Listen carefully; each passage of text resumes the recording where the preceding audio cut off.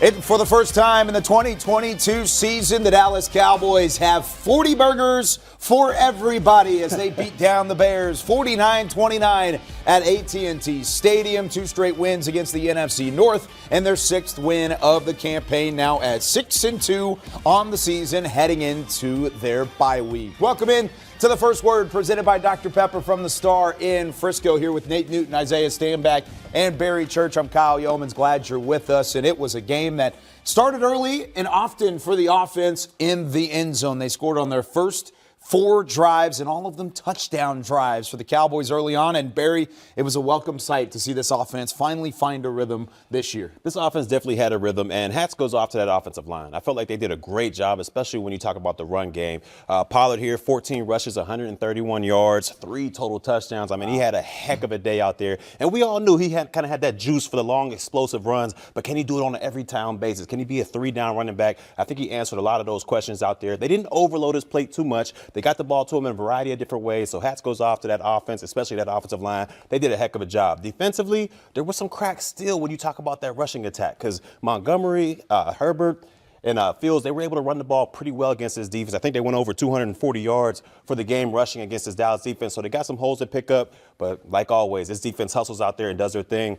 Great, solid victory for the Dallas Cowboys. See, Kyle, in the hood, we call this an old school mollywop. Okay, these guys got mollywopped up and down the doggone field. This is what you like to see out of your Dallas Cowboys when they're facing an opponent. Obviously, BC just touched on where we need to continue to improve. That's why you saw big Jonathan Hankins come in. He made a few plays here and there. We saw Damone Clark getting in there. So some of these guys still have to get their feet wet to have some kind of impact defensively. But offensively, it was great to see the ground game get going. TP, Tony Pollard, can't say enough about his ability to change speed, be able to put his foot in the ground, change directions, and be that explosive back. He showed a lot today, not only to the nation, but he also showed a lot to himself that he is capable of being the number 1 back. And, man, and Dax was spinning the rock. Only one bad pass, right before the half, he threw that interception, but he was spinning the rock pretty good. He was 21 for 27, around 250 yards. He found his boy Schultz. They was rolling, man.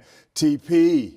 Lord Jesus, boy. That offensive line, they welcomed Dak back for the 2nd week with the right way to do it. They blocked for him real well. They got Tony Pollard going. Malik Davis, he shook him down a little bit in the end. That'll close it out. Cowboys. How about that? Yeah, there you go. There's your big win. Now, you talked about Tony Pollard. We have to hit Tony, especially because Ezekiel Elliott not in the ball game, just the 10th time and throughout his career, as I highlighted on the broadcast, that he has missed a game in his NFL career. And there was a lot of questions. Can Tony Pollard shoulder the load? And even going into this, you said maybe he's not going to have to shoulder the load. Well, he did, and he did so with a ton of success. What did you think about Tony Pollard's performance? Just the dynamic runner that he is. I mean, looking at those cuts, some of those cuts he was able to make out there, I mean, they were extremely dynamic. It was in the middle of all types of traffic. You had defensive linemen, you had linebackers, safeties flying all around, and he's able to make guys miss in a phone booth. And not only that, he's able to take it to distance. I mean, we've seen it time and time again where this guy is running away from the defense. He shored up a little bit in that pass protection. The sky's limit for this guy, man. TP showed a lot today. You talked about his ability to cut. Those were not regular scissors. Those weren't the ones that come with the Elmer's. Not the plastic joint. No, these were shears. That boy was cutting up the defense. And, but he had the holes there as well. Not only did he do his job, but the offensive line gave him an opportunity, as Nate already alluded to. Those guys created a lot of gaps, created a lot of holes, and he simply just had to make his one guy miss, and we saw the result of that. Just punishment, man. Total punishment. He hit up in there 14 times, like you say, for 131 yards. You say, hey, we hitting on him, bro, because Chicago showed couldn't, bro. He broke away. It's like you say, safeties missing him. He's special.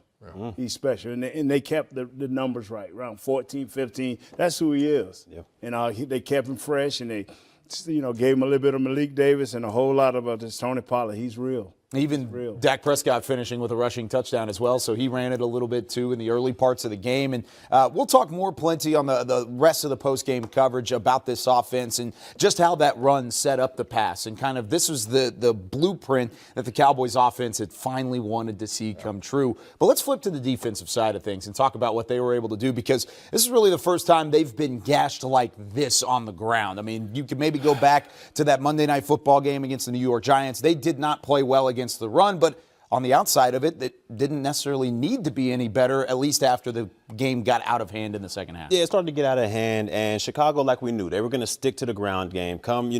All type of bad news was going to happen, but they were going to stick to that run game. So they handed it off to Herbert. They handed it off to Montgomery. The thing that discouraged me a lot, there was a lot of missed tackles out there. A lot of missed tackles that I did not usually see from a Dan Quinn coach defense, and a lot of guys getting behind the secondary. I mean, I don't know if that was, they wanted to be uptight because of Fields running the ball and his dangerous ability, but you saw guys get behind him. Fields was able to throw 3 touchdowns out there. So it wasn't our best performance, but we did get the job done. I don't disagree with you on the regard in terms of coming downhill. These guys were not being aggressive, at least at our second level of coming downhill and wrapping up. We were watching the game. You're talking about how these guys are coming in, they're hitting, right? But when you're throwing yourself in there and hitting, you're not wrapping up. And against the running backs that Chicago Bears have, you have to be able to wrap these guys up, and you cannot hesitate. I feel like our linebackers were kind of just slowly kind of over pursuing sometimes, and then sometimes they had opportunities to come downhill and shoot the gap, and they were just not doing so. I'm not really sure why that was. Donovan Wilson did a good job of coming down there and making a couple big plays, but ultimately we have to do better on the ground. I know we got some big fellas in there to come in and help, but tonight was not enough.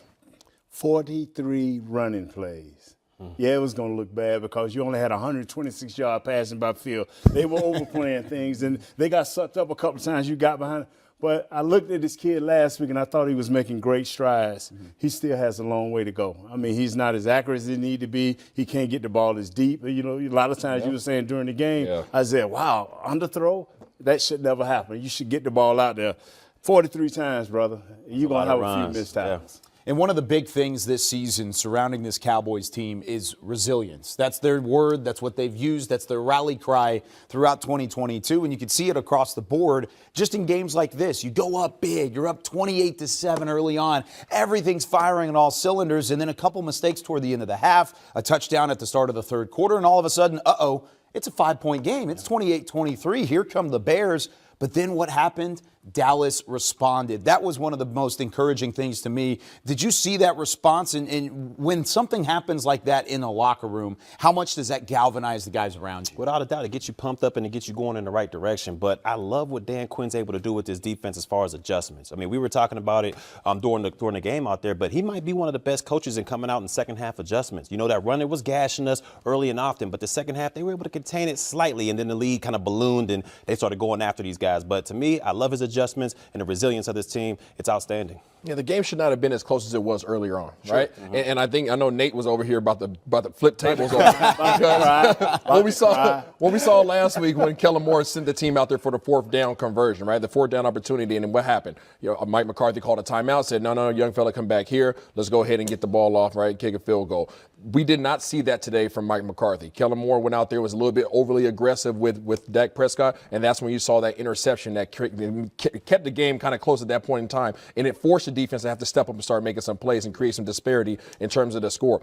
We got to cut back on those opportunities. Teams should not have the ability to hang around because, as you mentioned earlier, Nate, when teams are allowed to hang around, the better teams that we're going to face, that's going to create problems because you're providing them another opportunity to score. And simply put, that's the difference between a winning program and a losing program. Yeah. When they got close, the Cowboys started making winning plays. The Bears didn't make winning plays. They started fumbling. Balls started going all over the place. And that's just that slight difference of believing that you can do it and having that doubt that you can do it. A 20-point win for the Cowboys, 49-29 the final score, 7 total touchdowns for the Cowboys today. One of them on the defensive side of the football. Micah Parsons with his first ever NFL touchdown score, and he did it in a fun way. One of the keys going into this, Nate Newton, you said be better on third down. Yes. They certainly were. 9 of 11 on third down. I think that's a pretty good number moving forward to keep an eye on. You look at the rushing yards, 200 for both teams, but it was really Tony Pollard that led the way. 14 carries for 131 on the ground and 3 touchdowns for Big Pollard, the 2-0, doing some good work on the 20th anniversary of Emmitt Smith breaking the all-time rushing record this week as well. Plenty more post-game reaction. We'll go back out to AT&T Stadium and hear some more here in a little bit on Cowboys OT and Cowboys Game Night. But for Nate, for Isaiah, and Barry, I'm Kyle Yeoman saying so long on the first word. The Cowboys win it 49-29 over the Bears.